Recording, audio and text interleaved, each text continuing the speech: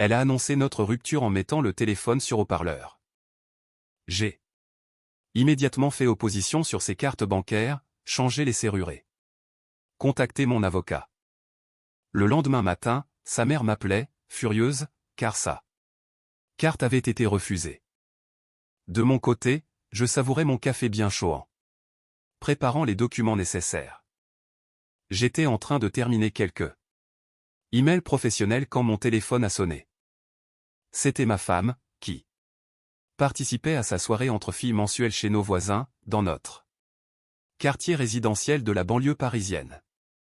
Je pouvais déjà entendre les rires en arrière-plan, stimulés par le vin, avant même de décrocher. « Allô, ça va ?» ai-je demandé, pensant qu'elle avait besoin que je vienne la chercher ou qu'elle avait oublié ses clés. Mais au lieu d'une conversation normale, sa voix a résonné, forte et théâtrale. « Mesdames, mesdames, le silence, s'il vous plaît. Je vais enfin faire quelque chose que je repousse depuis trop longtemps. » C'est là que j'ai réalisé que j'étais sur haut-parleur. Les rires ont cessé. J'ai presque pu sentir la pièce entière se tendre pour écouter. « Chérie » a-t-elle dit, en étirant le mot comme si elle était sur une scène de théâtre. J'ai beaucoup réfléchi ces derniers temps et j'ai pris une décision. C'est fini. Entre nous pour de bon. Ce mariage est terminé. Le silence qui a suivi était assourdissant. Puis, j'ai entendu les soupirs et les « oh mon Dieu » de son public. J'ai entendu quelqu'un murmurer « elle est sérieuse là ». Pendant un moment, je suis resté immobile, encaissant ce qui venait de se passer. Ma femme, avec qui j'étais marié depuis 7 ans, venait d'annoncer notre divorce comme s'il s'agissait d'un divertissement pour ses copines. Ce n'était pas la première fois qu'elle utilisait notre vie privée comme sujet de conversation, mais c'était certainement le plus extrême. J'en avais assez d'être la cible de ses blagues. Le mari qui ne savait pas remplir le lave-vaisselle correctement, qui ne comprenait pas ses besoins émotionnels, qui était trop ennuyeux pour ses goûts raffinés. Ses amis riaient et elle se nourrissait de cette attention. Mais là, c'était différent. Elle m'humiliait publiquement pour le plaisir. La pièce attendait ma réaction. Elle s'attendait probablement à ce que je supplie, que je demande ce qui n'allait pas, que je leur donne plus de drame à dévorer. C'était ce qu'elle espérait. Au lieu de cela, j'ai gardé une voix calme et professionnelle, entendu. Prends soin de toi. Et j'ai raccroché. La maison est devenue totalement silencieuse. J'ai posé mon téléphone face contre bureau. Et je suis retourné à mes emails comme si de rien n'était. Mais intérieurement, je planifiais déjà mes prochaines étapes. Vous voyez, quand quelqu'un vous montre qui il est vraiment, il faut le croire. Et ma femme venait de me montrer exactement le respect qu'elle avait pour notre mariage et pour ma personne. J'ai ouvert mon ordinateur et j'ai commencé par les applications bancaires. Nous avions des comptes séparés, mais elle avait une carte liée au mien pour ses virées shopping et ses soirées coûteuses. Sa mère avait aussi accès à une de mes cartes pour les urgences et ses courses hebdomadaires. En 21 minutes, j'avais annulé les 2 cartes et supprimé leur accès à mes comptes. J'ai changé mes mots de passe et mes questions de sécurité. Puis, j'ai appelé ma banque pour bloquer toute tentative d'ajout de nouveaux utilisateurs autorisés. Mon téléphone a commencé à vibrer de messages, mais je les ai ignorés. J'avais des choses plus importantes à gérer. Ensuite, je me suis connecté à nos abonnements. Netflix, Spotify et Amazon. J'ai changé tous les mots de passe et supprimé ces profils. Si elle voulait du divertissement, elle n'avait qu'à payer pour le sien. J'ai même annulé le bouquet TV Premium qu'elle avait exigé pour ses émissions de télé-réalité. La TNT de base suffirait amplement. À minuit, j'avais terminé. Mon téléphone n'avait pas arrêté de sonner, mais je ne l'avais pas regardé une seule fois.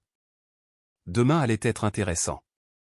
Je me suis couché en me sentant plus léger que depuis des mois. Pour la première fois depuis des années. Je m'étais affirmé sans argumenter, sans expliquer, sans mendier le respect. Elle voulait finir notre mariage pour son divertissement. Très bien. Mais elle allait apprendre que les actes ont des conséquences et que je n'étais pas le paillasson qu'elle imaginait. Le lendemain matin allait lui réserver, à elle et à sa mère, des surprises très désagréables. Mais ce n'était plus mon problème. Je savourais mon café et lisais les actualités quand mon téléphone a explosé. D'appels. Les premiers venaient de ma femme, que j'ai laissé basculer sur messagerie. Puis vint l'appel que j'attendais. Allô, ai-je répondu en reconnaissant le numéro de sa mère. Qu'est-ce que tu as fait, a-t-elle pratiquement crié. Ma carte a été refusée chez Carrefour, la caissière a dû annuler toute ma transaction devant tout le monde. Bonjour à vous aussi. Ai-je dit calmement en prenant une gorgée de café. N'ose pas prendre ce ton. Avec moi. Les cartes de crédit. Mon Dieu, qu'est-ce que tu l'as laissé faire? Je pouvais l'entendre parler à quelqu'un d'autre en arrière-plan, probablement. Ma femme. Elle demande ce qui est arrivé au compte. Elle a mis fin à notre mariage hier soir publiquement pour se divertir. Alors, j'ai simplement pris ses paroles au sérieux et j'ai agi en conséquence. Il y a eu un silence stupéfait. Puis, j'ai entendu une dispute étouffée avant que sa mère ne reprenne la ligne. Elle dit que c'était juste des paroles entre filles. Tu ne peux pas juste couper les ponts avec la famille comme ça. Je ne fais plus partie de la famille, souvenez-vous qu'elle l'a très clairement exprimé devant une salle remplie de monde. Maintenant, elle va découvrir ce que cela signifie réellement. J'ai raccroché et bloqué leurs 2 numéros. Mon téléphone affichait 10 appels. Manqués et 43 SMS, rien qui ne m'intéressait. Vers midi, elle s'est présentée à la maison. J'ai regardé par la fenêtre alors qu'elle essayait sa clé sur la porte d'entrée. J'ai vu son expression confuse quand elle n'a pas fonctionné. J'avais fait changer les serrures dès le matin. Elle a commencé à frapper à la porte. Je sais que tu es là. Il faut qu'on parle. J'ai ouvert la porte mais je ne l'ai pas invitée à entrer. Elle était dans un état pitoyable. Son maquillage avait coulé. Ses cheveux étaient en bataille. Et elle portait les mêmes vêtements que la veille. Qu'est-ce qui ne va pas chez toi, a-t-elle exigé. Tu m'as humilié devant tout le monde. Je t'ai humilié? J'ai presque ri.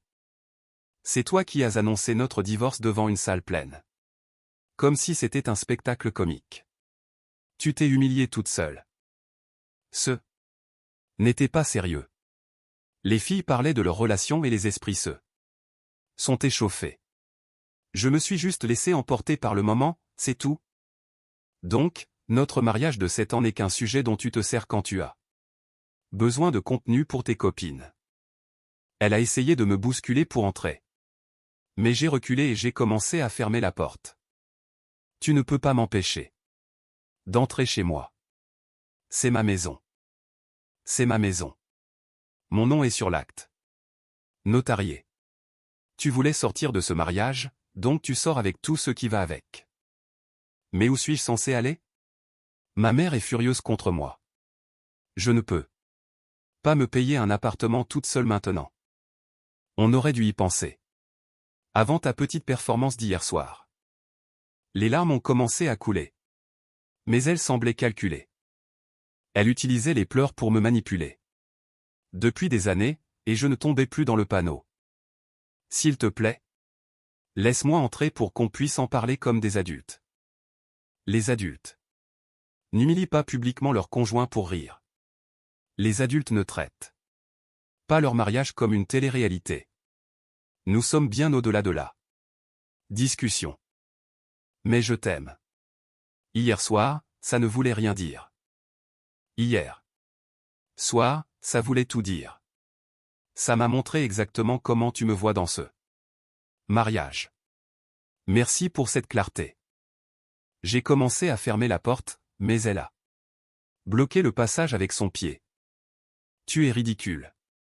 Juste parce que j'ai d'idées. Chose quand j'avais bu ne veut pas dire que je veux divorcer. Tu n'as pas juste dit des choses. Tu m'as mis sur haut-parleur et tu as annoncé à une salle pleine que notre mariage était fini pour de bon.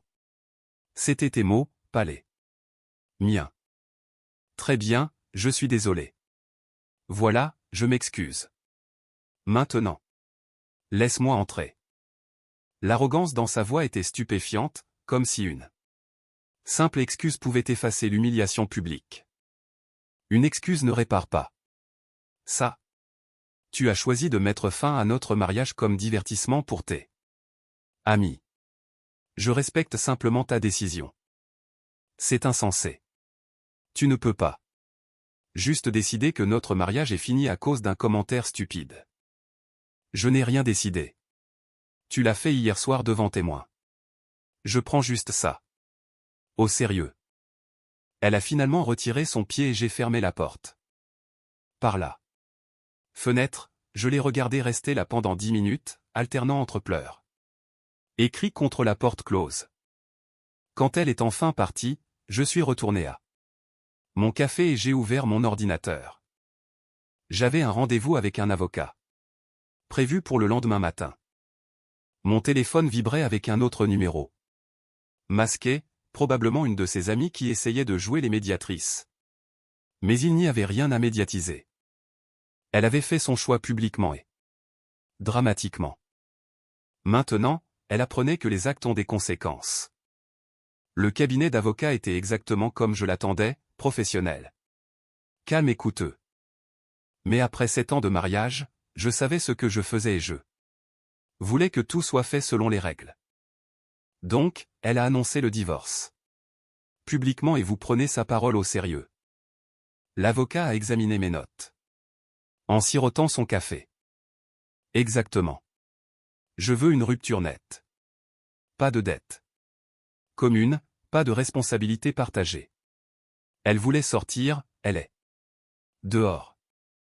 Des enfants ou des actifs partagés. Pas d'enfants. La maison est à mon nom seul. Les 2 véhicules sont à mon nom. Elle a ses affaires personnelles et ce qu'il y a sur son compte chèque individuel, qui, au mieux, devait être de 200 €. Il a haussé un sourcil. Elle ne travaille pas. Un job à temps partiel dans un magasin du centre commercial, peut-être 15 heures par semaine. Elle a toujours dit que mon revenu suffisait pour nous deux. Eh bien, ça va changer. J'ai quitté le bureau confiant en ma position. Tout était documenté, enregistré et déposé correctement. Aucune place pour l'incompréhension ou la manipulation. À mon retour, elle m'attendait devant ma voiture dans l'allée. Elle avait fait un effort sur son apparence, maquillage complet, jolie robe, la totale. Le manuel de manipulation était en pleine action. Il faut vraiment qu'on parle, a-t-elle dit en m'approchant. J'ai beaucoup réfléchi et je réalise à quel point j'ai eu tort. Il n'y a rien à dire. J'ai un rendez-vous avec mon avocat cet après-midi pour finaliser les papiers. Son visage est devenu pâle. Avocat? Tu es vraiment sérieux avec ça? Tu as annoncé que notre mariage était fini pour de bon. Je t'ai cru. Pourquoi ne serais-je pas sérieux? Elle a essayé une autre approche, en essayant de toucher mon bras. Bébé, j'avais bu. Les filles étaient dramatiques avec leurs propres relations et je me suis laissé entraîner. Tu sais, le vin. L'effet de groupe. J'ai retiré mon bras. Donc, tu dis que tu ne me manques de respect que quand tu bois avec tes amis? C'est censé me faire me sentir mieux? Ce n'est pas ce que je voulais dire. La frustration a envahi sa voix. Je voulais dire que je ne pensais pas clairement. Les gens disent des choses qu'ils ne pensent pas tout le temps. Pas à propos de leur mariage. Pas sur haut-parleur. Pas pour le divertissement. Elle a essayé les larmes. Juste à temps. S'il te plaît, ne nous fais pas ça. On peut traverser cette épreuve. Peut-être une thérapie de couple? Il n'y a plus de nous. Tu as mis fin à ça hier soir. Souviens-toi. Je ne le pensais pas, mais tu l'as dit publiquement, dramatiquement, avec un public qui t'encourageait. Les larmes se sont arrêtées brusquement, remplacées par la colère. Tu es complètement déraisonnable. C'était une erreur. Non, épouser quelqu'un qui traite son conjoint comme une blague pour ses amis était l'erreur. Hier soir, c'était juste le réveil. Elle a changé de tactique à nouveau. Écoute, même si tu veux de l'espace, tu ne peux pas juste me jeter sans nulle part où aller. J'ai besoin de temps pour mettre mes affaires en ordre. Tu aurais dû mettre tes affaires en ordre avant de décider de mettre fin à notre mariage pour rire. Où suis-je censé vivre? Ma mère ne veut même plus me parler après ce qui est arrivé avec les cartes de crédit. Ça ressemble à un problème pour toi. Son masque est finalement tombé. Tu ne peux pas juste détruire ma vie. Parce que tes sentiments ont été blessés. Je ne détruis rien. J'accepte simplement la réalité que tu as créée. Tu voulais être célibataire et dramatique. Pour tes amis. Félicitations. Tu as eu ce que tu voulais. C'est ridicule. Tu sais, je ne voulais pas vraiment divorcer. Ce que je sais, c'est que quand tu as eu le choix entre respecter ton mari et divertir tes amis, tu as choisi le divertissement. Ça me dit tout ce que j'ai besoin de savoir sur tes priorités. Elle a attrapé mon bras pendant que je marchais vers la maison. Je ne signerai aucun papier. Tu ne peux pas me forcer à divorcer. Je me suis tourné vers elle. En fait, je peux. Ça s'appelle le divorce pour faute. Altération définitive du lien conjugal. Ton annonce publique avec témoin rend les choses assez simples. Tu bluffes. Appelle mon bluff. J'ai sorti mon téléphone et lui ai montré les coordonnées de l'avocat dans mes appels récents. J'ai déjà déposé les papiers initiaux. Ils te seront signifiés sous 48 heures. Sa confiance s'est effondrée. Tu ne peux pas être sérieux. À cause d'une soirée stupide. Une soirée stupide où tu as humilié publiquement ton mari pour le divertissement. Oui, je suis sérieux. Mais je t'aime. Tu aimes le style de vie que je t'ai fourni. Tu aimes avoir quelqu'un qui paie tes factures pendant que tu travailles 15 heures par semaine. Tu aimes avoir quelqu'un à ridiculiser avec tes amis.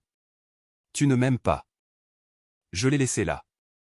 Sans voix, alors que j'entrais et verrouillais la porte. À travers la fenêtre. Je l'ai regardée rester assise dans sa voiture pendant 20 minutes, probablement. À appeler ses amis pour obtenir des conseils. Mais ses amis avaient déjà eu leur divertissement. Maintenant, elle passerait à un autre drame et elle resterait seule à gérer les conséquences de traiter son mariage comme une télé-réalité. Mon téléphone a vibré avec un message de l'avocat. Les papiers seraient prêts le matin. Les papiers de divorce ont été signifiés sur son lieu de travail 3 jours plus tard. Je n'étais pas là pour le voir, mais les nouvelles vont vite dans notre ville. Quand je suis passé au magasin de bricolage 7 après-midi là, le caissier me lançait des regards compatissants. J'ai entendu dire que vous traversez une période difficile, a-t-il dit. Ma femme a mentionné quelque chose à propos d'un drame lors d'une soirée entre filles. Je règle juste des affaires en attente, ai-je répondu simplement. La vérité commençait à se répandre dans notre cercle social, et ce n'était pas la version qu'elle essayait de vendre. Ses amis de cette soirée-là étaient apparemment moins solidaires qu'elle ne l'avait espéré. J'en ai croisé une au supermarché. Elle m'a approché avec hésitation. Et, je voulais juste dire que je suis désolé pour ce qui s'est passé l'autre soir. C'était vraiment inconfortable. Pour tout le monde. J'apprécie. Pour ce que ça vaut, la plupart d'entre nous ont trouvé qu'elle était allée beaucoup trop loin. Personne ne savait qu'elle allait vous mettre sur haut-parleur comme ça, mais personne ne l'a arrêté non plus. Elle semblait sincèrement embarrassée. Tu as raison. On aurait dû. C'est arrivé si vite. Et puis quand tu as raccroché, elle a commencé à pleurer, en disant qu'elle ne le pensait pas. Intéressant. Elle semblait pourtant assez confiante quand elle faisait son numéro pour vous toutes. C'est exactement ça. On aurait dit une performance, comme si elle essayait de surpasser les problèmes de couple des autres. J'ai hoché la tête et continué mes courses. La conversation m'a dit tout ce que j'avais besoin de savoir. Même ses propres amis reconnaissaient la situation pour ce qu'elle était. Plus tard, cette semaine-là, j'ai eu un appel de mon beau-frère, le mari de sa sœur. Mec, qu'est-ce qui s'est passé? Elle appelle ma femme sans arrêt, en pleurant que tu as perdu la tête. Elle a annoncé notre divorce publiquement pour le divertissement. Je l'ai prise au sérieux. Maintenant elle est fâchée. Il y a des conséquences. Attends, elle a vraiment dit qu'elle voulait divorcer? Mot pour mot. C'est fini entre nous pour de bon. Ce mariage est terminé, sûr. Haut-parleur devant témoin. Il est resté silencieux un moment. Et maintenant, elle dit que tu réagis de manière excessive. C'est la version actuelle. Ma femme avait de la peine pour elle. Mais si c'est ce qui s'est vraiment passé, alors c'est arrivé comme ça. Je n'ai rien à gagner à mentir. Après cet appel, sa sœur a cessé de répondre à ses messages. Le soutien familial, sur lequel elle comptait, a commencé à s'évaporer. Sa mère m'a finalement appelé. Directement en utilisant un autre numéro que je n'avais pas encore bloqué. J'ai besoin de comprendre ce qui s'est passé, a-t-elle dit, à bout de nerfs. Elle reste ici depuis une semaine à pleurer constamment en disant que tu as retourné tout le monde contre elle. Je n'ai rien dit qui ne soit pas vrai. Elle a mis fin à notre mariage publiquement. J'ai accepté et maintenant elle veut faire semblant que ce n'est jamais arrivé. Mais sûrement vous pouvez arranger ça.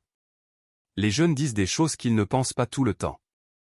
Elle a 32 ans, c'est assez vieux pour être responsable de ses mots et de ses actes.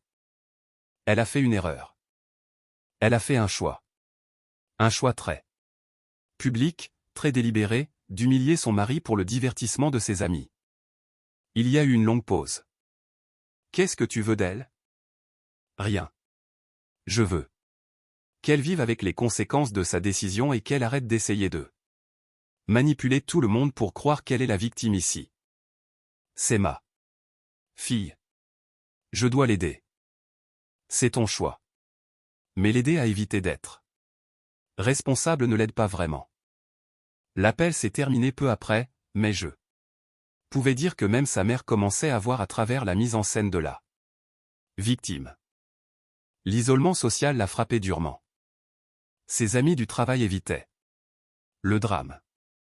Son groupe de copines était gêné avec elle et sa famille posait des questions inconfortables.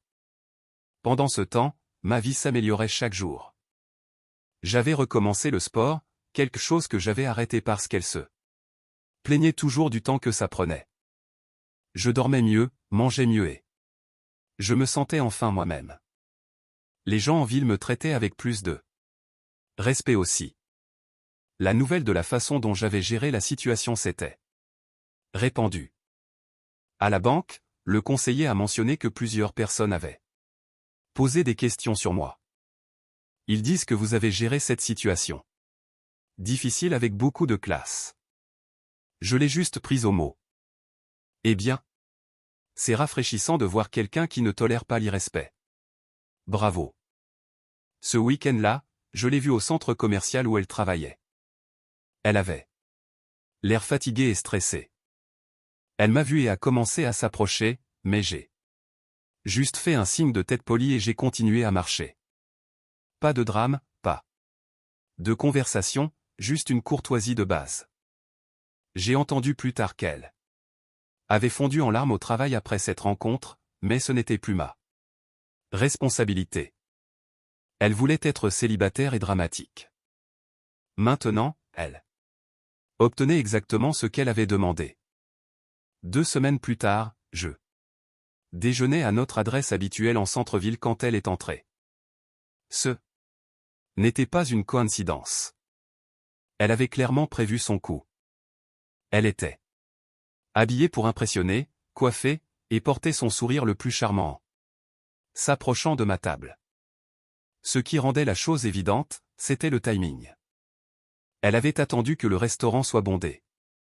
Quelle surprise de te voir. Ici, a-t-elle dit assez fort pour que les tables voisines entendent. Tu permets que je m'assoie. J'ai fait un geste vers la chaise vide en face de moi. C'est un pays libre. Elle s'est assise et a immédiatement lancé sa performance. J'ai beaucoup réfléchi ces dernières semaines et je réalisa quel point tu me manques. Plusieurs personnes regardaient déjà notre table. Elle misait sur la pression sociale pour forcer une réconciliation. Vraiment? J'ai pris une gorgée de mon café et j'ai attendu. Oui. Et je pense qu'on devrait essayer d'arranger les choses. Ce qui s'est passé ce soir-là était une énorme erreur et j'ai appris. Sa voix devenait plus forte, plus émotionnelle. Le couple à la table voisine nous fixait ouvertement. Je t'aime tellement et je sais qu'on peut traverser ça si on essaie. S'il te plaît, ne jette pas 7 ans de mariage à cause d'une mauvaise soirée. Les larmes ont commencé à couler. Elle faisait vraiment son numéro, espérant probablement que la pression publique me ferait passer pour le méchant si je ne répondais pas positivement. J'ai posé mon café et je l'ai regardé droit dans les yeux. Laisse-moi être sûr de bien comprendre. Ma voix était calme mais assez claire pour que quiconque écoutait entende. Tu veux te réconcilier avec l'homme dont tu as annoncé publiquement que tu divorçais pour de bon? L'homme dont tu as terminé le mariage pour le divertissement devant une salle remplie de témoins. Son visage a commencé à rougir. Ce n'était pas prévu. C'était une erreur, a-t-elle dit, sa voix devenant plus faible. Non, une erreur, c'est oublier d'acheter du lait au supermarché. Ce que tu as fait, c'était un choix délibéré d'humilier ton mari. Pour rire. Il y a une différence. Le restaurant était devenu sensiblement plus calme. S'il te plaît, donne-nous une autre chance. Je promets que je ne ferai plus jamais quelque chose comme ça, d'accord? Juste comme tu avais promis. De m'aimer et de m'honorer quand on s'est marié? Comment ça a marché? Elle était piégée. Elle m'avait donné l'occasion parfaite pour que tout le monde entende ce qui s'était passé. Tu ne peux pas être sérieux à propos de terminer notre mariage pour ça. Je ne termine rien. Tu l'as déjà fait. Souviens-toi. C'est fini entre nous pour de bon. Ce mariage est terminé.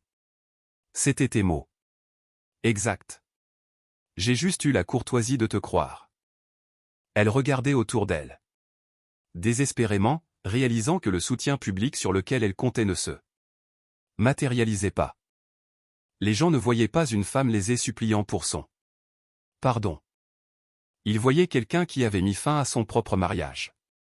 Publiquement et qui essayait maintenant de manipuler pour revenir. Mais j'avais bu. Les gens disent des choses qu'ils ne pensent pas quand ils ont bu. Donc, tu dis que l'alcool te fait manquer de respect à ton mari? C'est censé me rassurer? Elle a commencé à pleurer plus fort, mais cela sonnait calculé. Et désespéré. S'il te plaît, ne me fais pas ça. Je ne peux pas survivre sans toi. Tu aurais dû y penser avant de décider que notre mariage était du matériel de comédie pour tes amis. Je me suis levé et j'ai laissé de l'argent sur la table pour mon repas. J'espère que tu trouveras ce que tu cherches. Vraiment, mais ce ne sera pas avec moi. Alors que je me dirigeais vers la porte, je pouvais l'entendre sangloter derrière moi. Mais j'entendais aussi autre chose, des conversations chuchotées à d'autres tables. Aucune n'était compatissante. Elle a vraiment annoncé leur divorce à une fête? C'est affreux. Le pauvre. Qui fait ça à son mari? À mon arrivée sur le parking. Elle m'avait suivi dehors, loin du public. Son comportement a complètement changé. Tu m'as fait passer pour une idiote là-dedans. Tu t'es ridiculisée. Toute seule. J'ai juste répondu honnêtement à tes questions. Personne ne voudra plus rien avoir à faire avec moi après ça. Ce n'est pas mon problème. Tu as créé cette situation. Je te déteste, a-t-elle crié assez fort pour que les gens sur le parking entendent. Et voilà la vraie toi, ai-je dit. Calmement. Celle qui traite son mari quand elle n'obtient pas ce qu'elle veut. Dieu merci, je n'ai plus à vivre avec ça. Je suis monté dans ma voiture et je suis parti, la laissant plantée sur le parking. Son dernier pari désespéré s'était retourné contre elle. 3 mois plus tard, le divorce était prononcé. Je me suis assis dans le bureau de mon avocat pour signer les derniers papiers. Ne ressentant que du soulagement. Rupture nette, a-t-il dit en faisant glisser les documents. Elle garde ses affaires personnelles, vous gardez la maison, les 2 véhicules et tous les autres actifs. Pas de pension compensatoire, pas de dette partagée. Et elle a accepté tout ça? Finalement, son avocat lui a conseillé que se battre serait coûteux et inutile. Surtout compte tenu des circonstances. Je suis sorti de ce bureau en homme. Libre dans tous les sens du terme. La vie de mon ex-femme avait pris une trajectoire très différente. Sans accès à mon revenu, elle avait été forcée de trouver un travail à plein temps. La dernière fois que j'ai entendu parler d'elle, elle cumulait 2 emplois juste pour payer un studio à l'autre bout de la ville. Sa mère s'était lassée de la soutenir. Les conséquences sociales avaient été durables aussi. Son groupe de copines l'avait exclue. Personne ne voulait être avec quelqu'un qui traitait ses relations comme un divertissement. Pour les autres, la confiance, une fois brisée de cette façon, ne se répare pas facilement. Je l'avais croisée quelques fois en ville, toujours de loin. Elle avait l'air fatiguée, stressée et nettement plus vieille que son âge. Pendant ce temps, ma vie s'était complètement transformée. J'avais perdu 7 kilos, commencé à mieux manger et je faisais mes nuits pour la première fois depuis des années. La tension constante qui était devenue normale dans mon mariage avait complètement disparu. J'avais aussi renoué avec des amis perdus de vue. La maison semblait différente, elle aussi. Paisible. Je pouvais regarder ce que je voulais à la télévision, dîner quand j'avais faim et profiter de mes week-ends. Sans marcher sur des œufs. Le stress financier s'était évaporé du jour au lendemain. 6 mois après cette nuit, j'ai croisé l'une de ses anciennes amies. Au café du centre-ville. Elle s'est approchée avec hésitation. J'ai entendu dire que le divorce était prononcé, a-t-elle dit. Je voulais juste que tu saches qu'on s'est toutes senties horriblement mal à propos de cette soirée. On aurait dû l'arrêter. C'est de l'histoire ancienne, ai-je répondu. Mais j'apprécie que tu dises ça. Pour ce que ça vaut, je pense que tu as géré ça avec beaucoup de classe. Pas besoin de faire une scène. Elle m'a montré qui elle était vraiment et je l'ai cru. Tout ce qui a suivi n'était que de la paperasse. Elle a hoché la tête pensivement. Elle essaie de reprendre contact avec certaines d'entre nous pour reconstruire des amitiés. Mais c'est dur de faire confiance à quelqu'un après un truc pareil. C'est compréhensible. Tu vas bien? Tu as vraiment l'air en forme. J'étais mieux que bien. Pour la première fois depuis des années, je me sentais à nouveau moi-même. Oui, je vais très bien. Cette nuit-là, quand elle a annoncé que notre mariage était fini pour de bon, a été la meilleure chose qui me soit arrivée. Elle m'avait libéré d'une relation dont je n'avais même pas réalisé qu'elle était devenue si toxique. Sa tentative de m'humilier pour le divertissement s'était retournée contre elle de la manière la plus spectaculaire possible. Au lieu de rire avec ses amis, elle avait perdu son mariage, sa sécurité financière, son cercle social et le respect de sa famille. Mais surtout, elle m'avait rendu ma vie. J'avais appris quelque chose de précieux sur le respect, les limites, l'estime de soi. Quand quelqu'un vous montre qu'il ne vous valorise pas, croyez-le du premier coup. N'attendez pas qu'il le prouve encore et encore. Alors que je rentrais chez moi ce soir-là, je me sentais reconnaissant. Reconnaissant pour son honnêteté cette nuit-là, même si elle n'avait pas l'intention d'être honnête, reconnaissant pour le courage de la prendre au mot. Et reconnaissant pour la chance de construire une vie meilleure sans quelqu'un qui voyait ma dignité comme négociable. Elle voulait du drame et du divertissement. Au lieu de cela, elle m'a offert la liberté et la paix. Parfois, la meilleure vengeance est simplement de bien vivre. J'espère que cette histoire vous a donné matière à réflexion. Le respect de soi ne devrait jamais être compromis dans une relation. Quand quelqu'un montre qu'il ne vous valorise pas réellement, il est sain de le croire et de choisir une autre voie. Poser des limites claires est un acte d'amour-propre, pas d'égoïsme. Prendre la responsabilité de nos paroles et de nos actes nous aide à grandir et à guérir. Choisir la paix plutôt qu'un drame constant est l'une des choses les plus bienveillantes que vous puissiez faire pour vous-même. Une vraie guérison commence souvent lorsque nous cessons d'accepter un traitement qui blesse notre esprit.